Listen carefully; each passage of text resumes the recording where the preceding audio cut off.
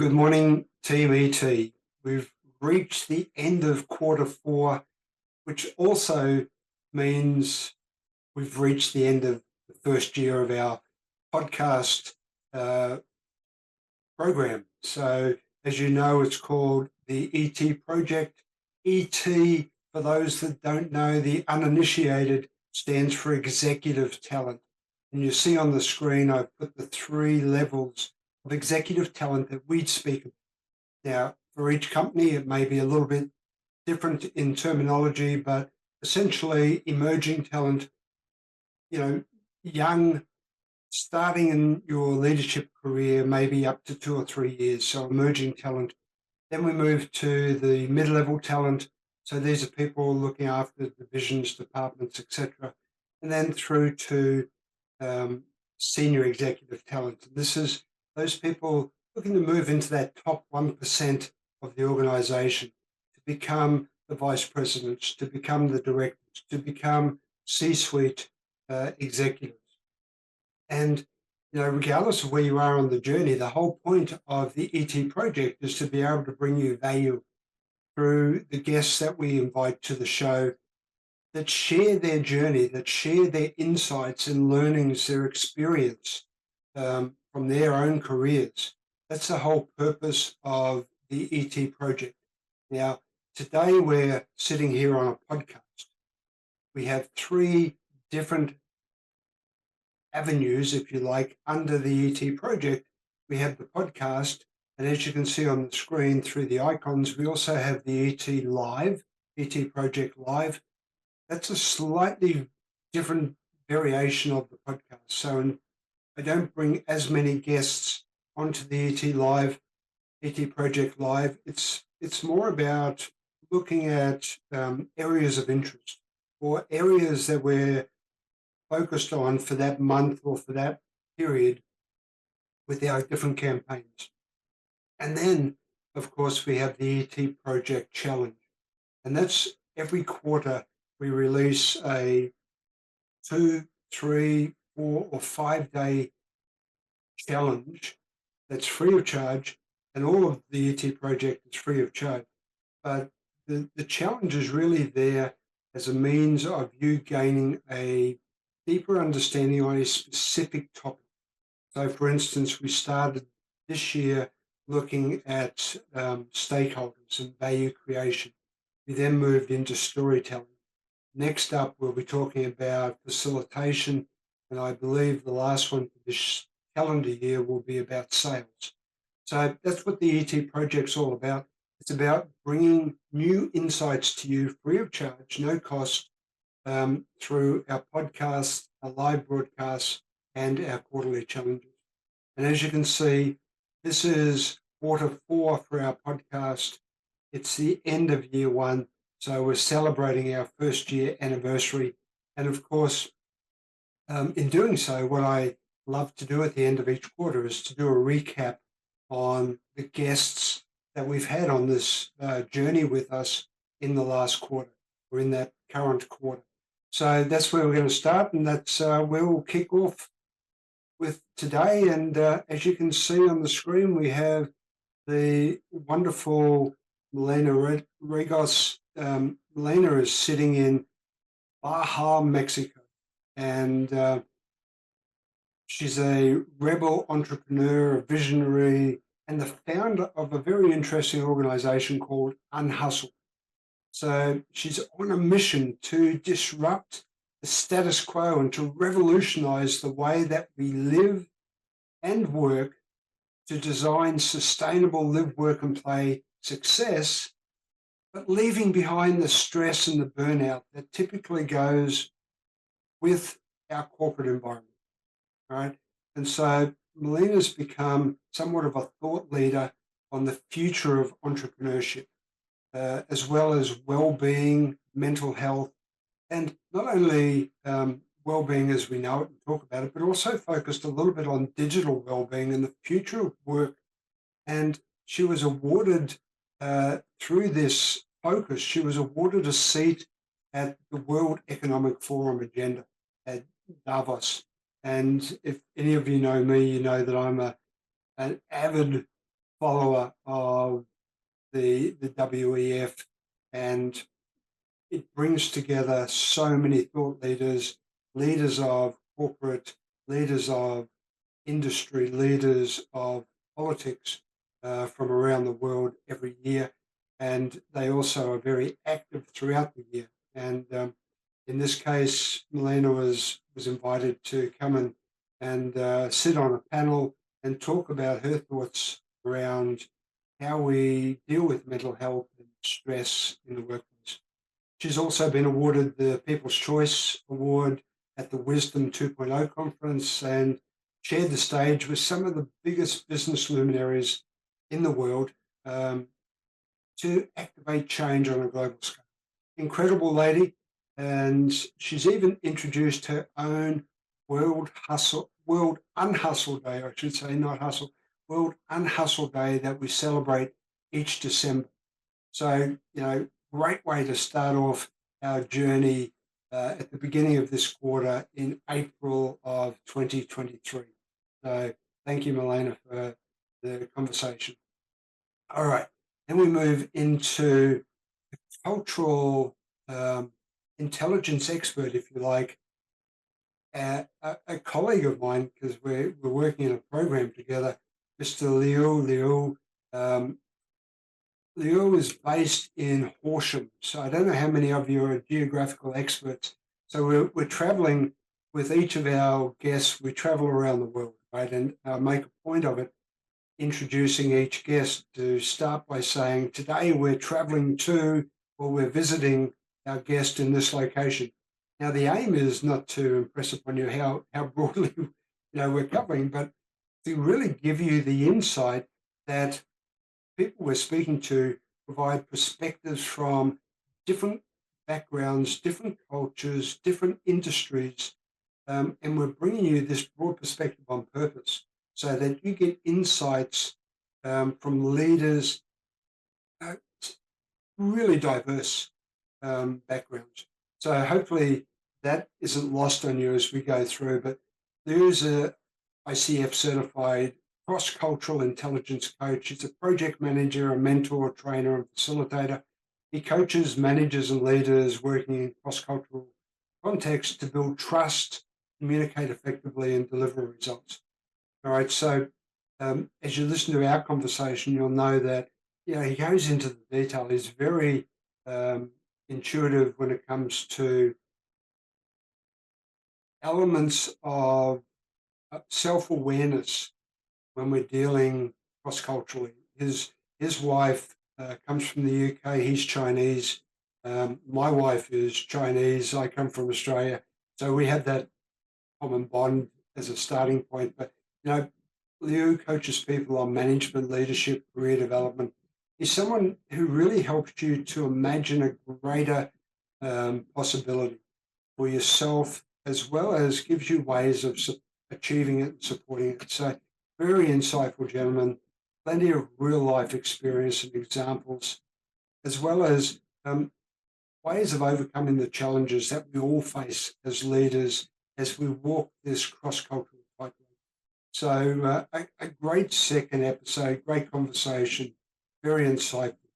So then we travel from the UK, from Horsham. Sorry, Horsham, by the way, is just southwest, I guess, of London, about 30 kilometres. We go from there across to the USA and to Atlanta, Georgia, another area that is a favourite stomping ground of mine. It's where one of our regional corporate headquarters was located, so I got to be there a few times in my career. And today, in this episode, we talk with Bernadette Post, and Bernadette is a real character. As we say in the opening of this episode, she's a renowned ball of fire. In actual fact, she refers to her business as the ball of fire. She's this way by character in everything she does, from corporate executive coaching, training, speaking, even in her hobbies and activities. She plays pickleball, which was something she introduced me to in our conversation. I didn't really understand what it was. Probably still don't fully understand it, but anyway, each to their own, and good luck with it. But within all of fire coaching, she brings her 25 plus years of corporate experience as an executive to the entrepreneurial spirit, if you to help transform corporate executives and teams, as well as businesses, by the way, around the world, into the powerhouses that they have the potential to be, right? And so during our conversation, you'll hear Bernadette and I talking about the central theme of what she talks about greatly, and that's who not to become as you progress in your career and climb that corporate ladder. And this is something that she experienced firsthand. So she calls herself the corporate bitch, and that's what she became. And she talks a lot around the word bitch to help people understand what she means by it. But essentially, what she's saying is you need to be mindful of who you're becoming as you climb that corporate ladder, and then don't become somebody that nobody wants to work with.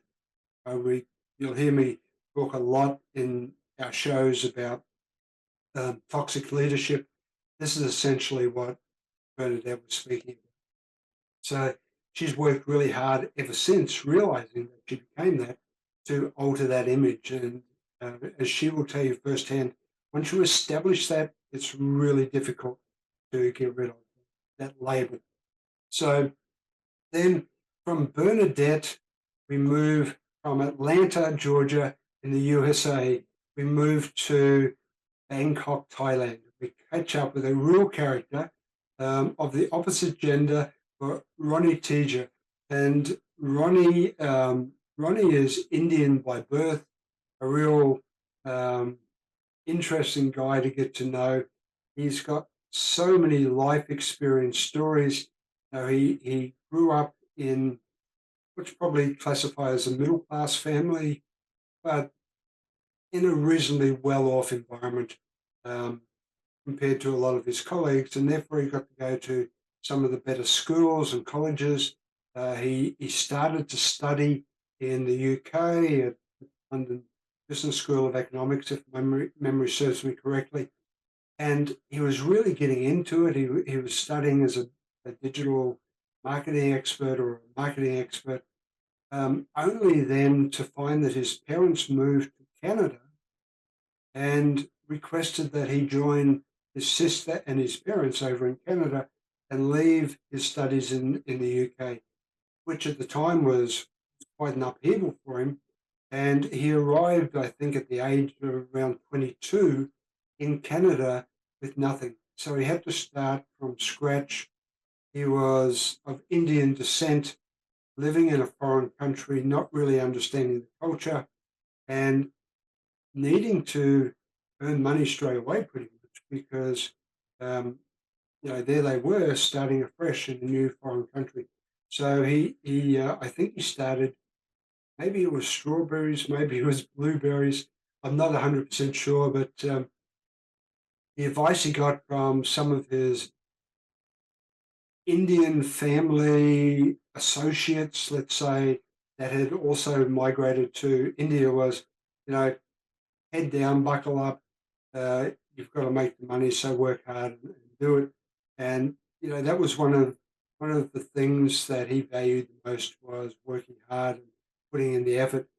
And where he's now, as a result of those humble beginnings transferring to Canada, is quite extraordinary. So the journey I'm not going to go into now, but today he's the head of multiple online businesses in e-commerce, multi-millionaire, running extremely profitable businesses. He speaks at e-commerce events around the world, from Dubai to Barcelona to Africa, Palm Springs, and he was even identified as one of the top 40 under 40 people to watch in e-commerce back in 21-22. So great guy. And as you'll hear us talk about at the end of the conversation, he's really just getting started. So, watch out for Ronnie Teja. He's a really interesting guy, and I'm sure there's much more to come. So keep a watch out for him. All right. So then we're hopping around the world, as you can see, right? So then we go from Ronnie all the way. So let's think. We've been in Mexico. We then went to England, then to the US, and then lastly in Thailand. And now for our next guest, we're in Europe. We're in Switzerland to meet up with Miss Hannah Herbst. Um, Hannah and I sort of come from similar backgrounds in some ways, and we joke about the fact that she went to NYU at the Stern School of Business. Really nice business school, by the way. And she works as a project manager, which is also my background. And so we have a few things in common. We're both uh, career coaches, and you know, so she wears multiple hats in her professional career. She's a leadership career coach. She's a management consultant. She's a podcast host as well in a show that's called Reaching Your Goals. I was fortunate to be a guest on the show. And as I said, she did her MBA in NYU. So Hannah's a really interesting person as well. All of my guests are very interesting. They have some great stories to share and some really impressive insights that they bring to the show. Hannah started a business called Delegate early in the piece, and then she sort of moved away from it and she got back into the corporate. But then she's now come back into um, working for herself. And during the conversation, she touches on some of the things that she likes to speak about as keynotes. Now, one of those is why corporates need to be thinking about values more than what they might be, as well as she's a feminist in the sense that she believes females are underrepresented in the corporate world. And so she talks about women in management, and she challenges the women, where are you? Right. So, yeah, very interesting conversation, great lady, and huge number of insights come out of that episode. All right. So Switzerland, then we move back across to the USA. And in the USA, being a coach, it's always very personal for me to talk with other coaches. And so we head off to talk with a gentleman by the name of David Goldsmith. And for anyone that is really into coaching, you will probably know this gentleman. He's based in Santa Fe in New Mexico. But David is one of the really early coaching pioneers. And his story of how he got in there was quite remarkable. And what he did and what he continues to do, still doing it. But the way that he helped shape the coaching world that we have today, starting more than 30 years ago, is quite remarkable.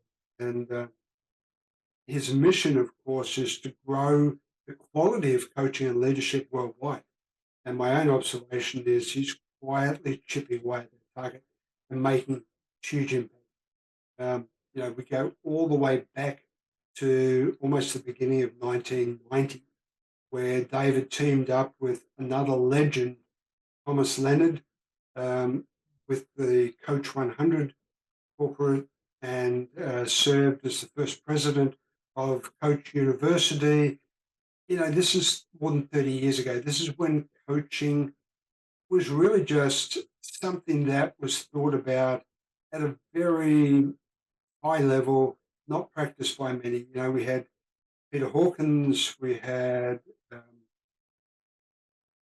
Tim Galway, we had,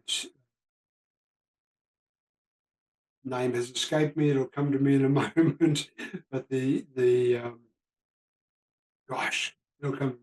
But we had the legends that really were foundational. So really, really great to talk with David Goldsmith and find out about his journey. He and Thomas Leonard were the co-founders of the International Coaching Federation. So if you know coaching at all, you know that this is the number one coaching body worldwide, where it's the most referred to and commonly used. ICF is what it's more likely known as, International Coaching Federation. This is where the majority of people get certified. We also have the European Mentoring Coaching Council, but ICF in the USA is the number one body. But not only the ICF that he founded, he also founded other major institutions, Harvard Medical School. He started the IOC. Just the list goes on. He introduced coaching to Japan. So very, very interesting guy, really authentic. Of course, as you would expect, very knowledgeable about coaching, but just an all-round nice guy to boot. A great, great pleasure to have David on the show. So it took a while for us to align with our schedules, but great to persevere and finally have him as a guest. So from Santa Fe, then we pop across to Los Angeles. So we don't leave the USA this time, but perhaps I shouldn't have any favorites, of course, but something about this lady and I just resonated right from the beginning. I was a guest on her show originally. I had the opportunity to bring her back as a guest on my show, so it was great. And of course, I'm talking about Janine Hallman. So we start in Los Angeles, where she currently is based, so on the west coast of the USA. But then we quickly transition to the east coast, and to one of, as you grow up, you always have these ideal locations. So being Australian, I grew up, and of course Monopoly was one of the games I played, and therefore when you get to go to London and you're walking through the streets, you're literally on the Monopoly board. So it's like a walk through history and through time and down memory lane for Australians as we visit London, but also for people that work in the educational field, in academia, that have an interest in development of people. Janine grew up in Cambridge, Massachusetts. And of course, if you know anything about some of the most famous universities in the USA, this is the home of Harvard. This is the home of MIT, not the home of Yale. Where am I pointing? Not the home of Yale, but I wore that shirt just on purpose to have a little dig at Janine today. A great place to grow up. And her parents really encouraged her as she was growing up to remind her that, she's growing up in fortunate times. She's living in a family who are not super wealthy, but they're not poor either. They're middle class but well-to-do. And therefore she needs to be mindful of that and give back. And so that was one of the values she grew up with. And as a result, she moved initially into law. She studied law, and she did an internship under one of the Harvard professors in law. So it was a huge foundational building block for her. But she realized eventually that, it wasn't the direction she wanted to be. And then she moved from there to more an area of how she can serve better with people. And she focuses today very heavily on diversity, equity, inclusion, and belonging. And she talks much about that in her keynotes and within her consultancy, her coaching. She grew up she was born in New Orleans before they moved to Cambridge. So she's got a very diverse background, but she's recognized internationally. She's a best-selling author, and she just has so much experience and talks on so many areas that I have a common interest in. So we built this relationship very quickly. And it's all centered around leadership, of course. So, wonderful person, a real character as well, calls a spade, but really encourage everyone to listen to the episode, episode 47, by the way, as you can see on the screen. So please take the opportunity, have a listen to all of these episodes. If you've missed them, great person, great character. All right. So from there, we head out of the USA and back to the UK. So from Cambridge, Massachusetts, we head to the UK to a small township southwest of London in the UK called Guildford. And we're chatting with a gentleman, again, in an area that I'm really interested in. The gentleman that we're talking about is an expert in innovation, Mr. Elvin Turner. He's an award-winning innovation advisor. He's an associate professor of innovation and entrepreneurship, MBA and executive programs. So very knowledgeable person when it comes to anything around what corporations can and should be focusing on to help them sustain their future, right? So, and he's worked with a lot of really innovative organizations in finance, technology, music, publishing. And, I was first introduced to Elvin a few years back when listening to a presentation that he gave. I think it was in WBEX, which is a coaching organization. He was talking about helping leaders spark corporate creativity. This is something that I was really heavily thinking about and trying to do myself in my own career and in the teams that I led. And so therefore, there was an immediate area of interest. And so, I initially reached out to Elvin quite a while back, and unfortunately he wasn't available at the time.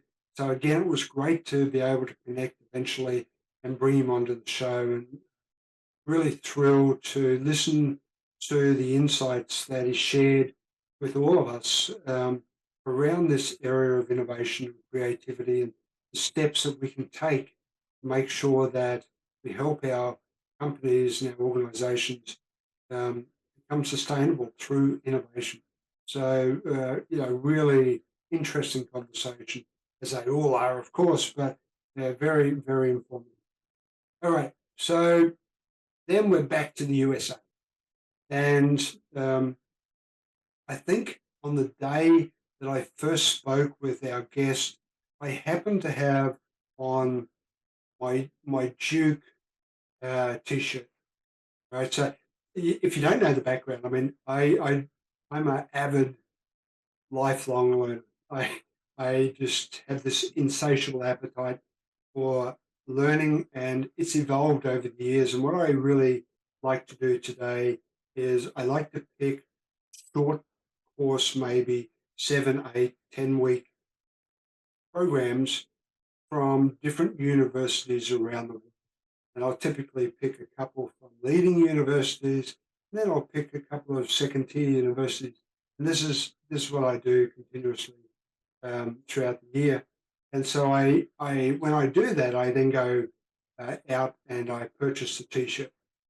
So long story, sorry, but my guest today is Bethany Corbin, and Bethany comes from Charlotte in North Carolina.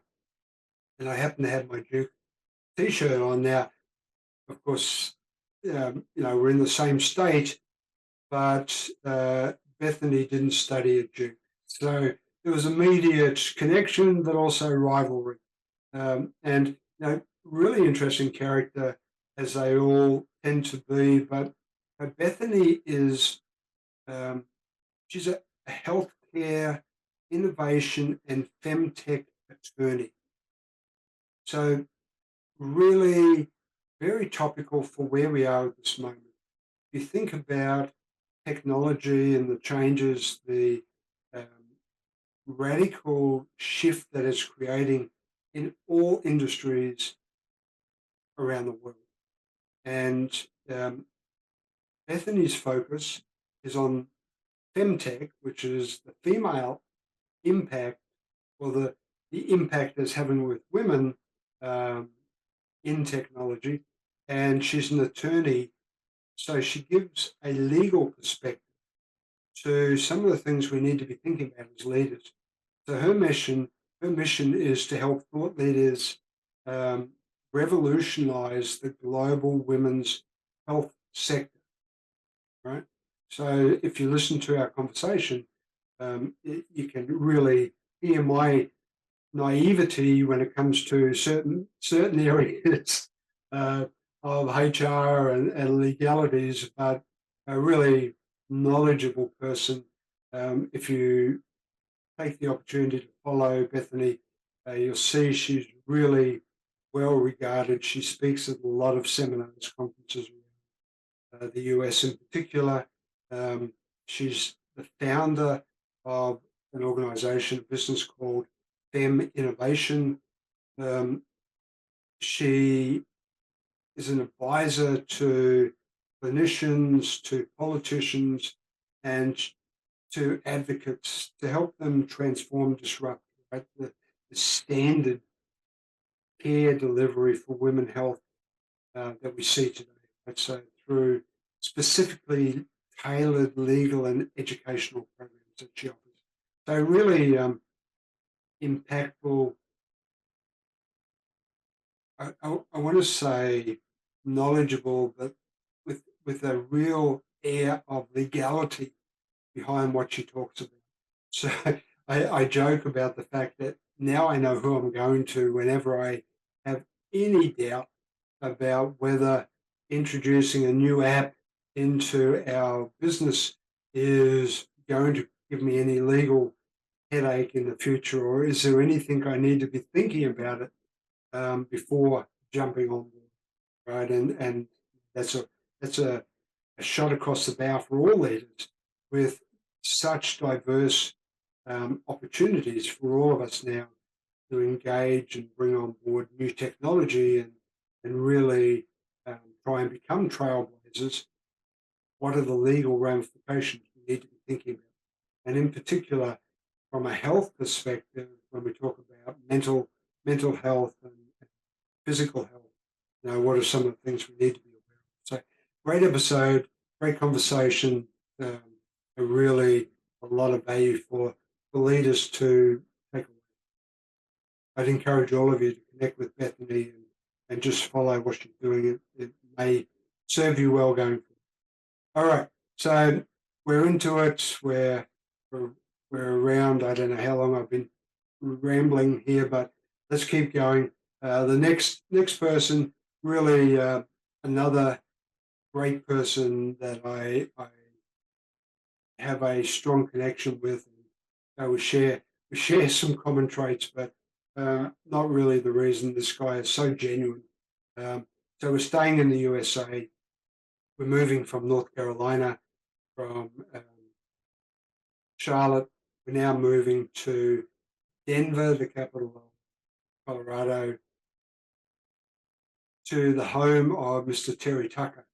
And Terry, another fantastic individual. Terry's a keynote speaker. He's sought after, and he really believes in the power of good stories to motivate and inspire, to help leaders lead people through their lives, but to really untap their uncommon and extraordinary lives, if you like. So his mission is to consistently enrich and improve lives through inspiring uh, and diverse, uplifting content, without sacrificing any of the relationship that we often do with our families and our friends and the community and even the teams that we serve. So, Terry's got a great backstory. I'm not going to go into the detail now, but really motivational, inspiring backstory.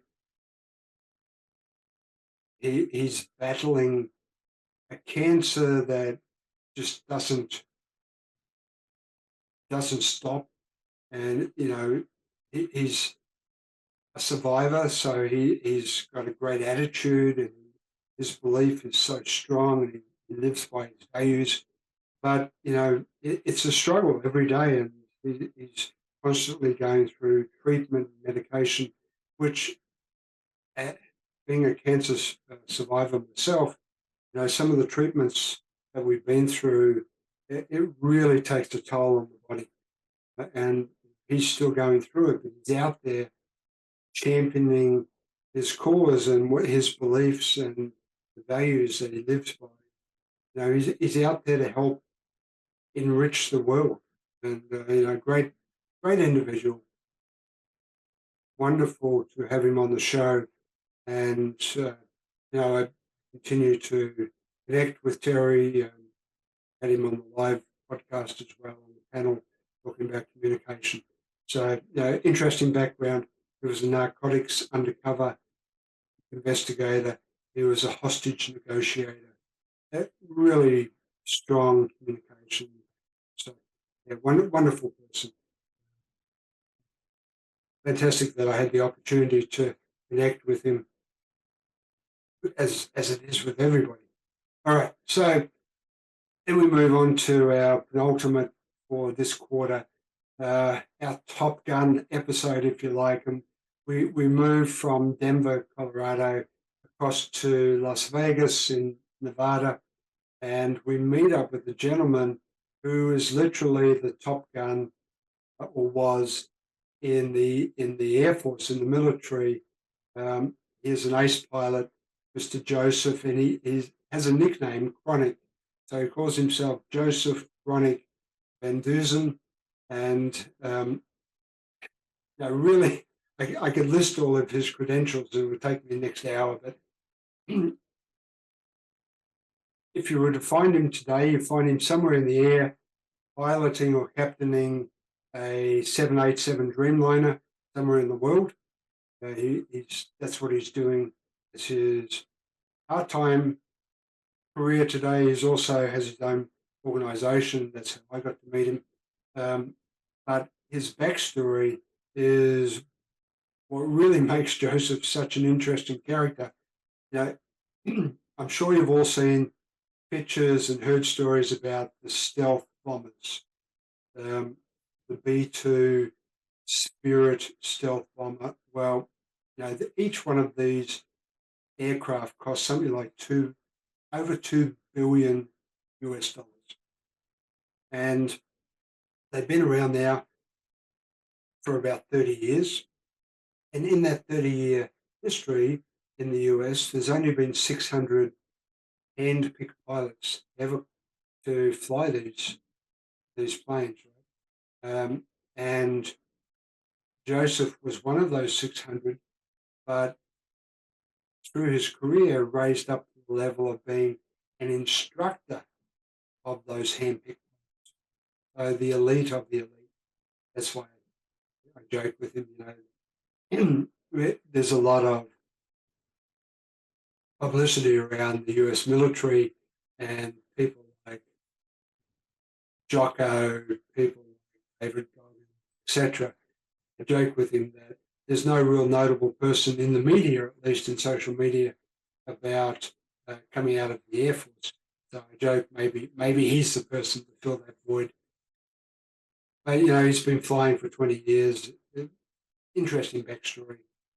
Flew an inordinate number of missions, over 130 missions, 7 different deployments, and then moved out of being a pilot, moving into managing businesses, and multi-million-dollar businesses, turning around loss-making businesses to being successful businesses. And today what he does is he shares that story. He talks about the learnings, the trainings, the education that he got as an elite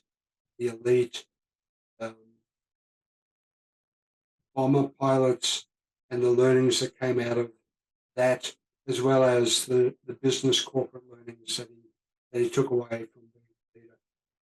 So great story, very active in the speaking world, particularly in the US. But, if you follow him on LinkedIn as an example, you'll see that he pops up quite regularly during the week in a different location. That's because he's on his 787 stopover somewhere, just pulled up in Singapore, or he's down in Australia, or he's somewhere around.